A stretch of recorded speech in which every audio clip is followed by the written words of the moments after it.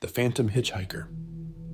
The road stretched out before me, a ribbon of asphalt disappearing into the darkness of the night.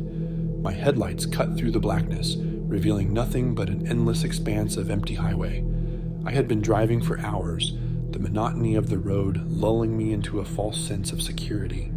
But then, out of the corner of my eye, I saw her, a figure standing on the side of the road, barely visible in the dim glow of my headlights. My heart skipped a beat as I slowed the car to a stop, my hands trembling on the steering wheel.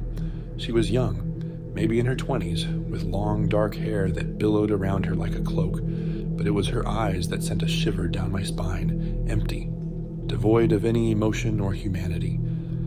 "Are you okay?" I called out, my voice barely above a whisper. She didn't respond, just stood there staring at me with those haunting eyes. Panic surged through me, and I reached for the door handle, desperate to escape from whatever horror lurked in the darkness. But before I could make my escape, she spoke, her voice a chilling whisper in the night. "Please," she said, her words barely audible over the roar of the wind. "You have to help me." I hesitated for a moment, torn between the instinct to flee and the desire to offer assistance. But then, before I could make a decision, she vanished into thin air, leaving me alone on the deserted road. I sat there in stunned silence, my heart pounding in my chest as I tried to make sense of what had just happened.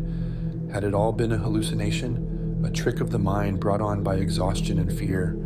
Or had I truly come face to face with something beyond comprehension? With trembling hands, I reached for the gear shift and pressed down on the gas pedal, eager to put as much distance between myself and whatever haunted that forsaken stretch of highway.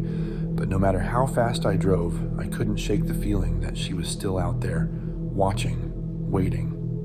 And then, just when I thought I couldn't take it anymore, I saw her again, a flicker of movement in the rearview mirror, a figure standing on the side of the road.